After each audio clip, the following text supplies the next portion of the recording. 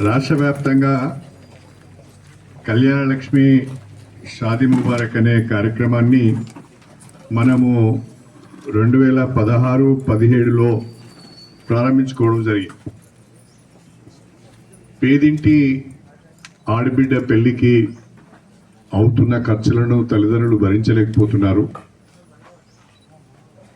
ఉన్న ఎకరమో అరెకరమో అమ్ముకొని ఆగమవుతున్నారు. లేదా బిడ్డ పెళ్లి చేయాలని పొలాన్ని కుదవబెట్టడమో ఇళ్ళను కుదవబెట్టడమో ఏదైనా బంగారం ఒకటి అమ్ముకోవడం అలాంటిది చేసి అప్పు చేసి పిల్లల పెళ్లిళ్ళు చేస్తున్నారు.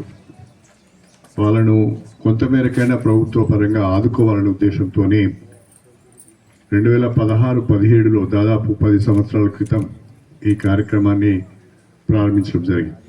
కాంగ్రెస్ ప్రభుత్వంలో ఇల్లు లేని నిరుపేదలకు ఇందిరమ్మ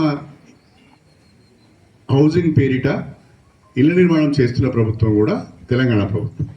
అంటే ఈ రకంగా అనేక సంక్షేమ పథకాలు పేద ప్రజలకు సంబంధించింది కానీ, మహిళలకు సంబంధించింది కానీ, రైతులకు సంబంధించిన అనేక సంక్షేమ పథకాలను చేసుకుంటూ ముందుకు వెళ్తున్న ప్రభుత్వము మన తెలంగాణ ప్రభుత్వం.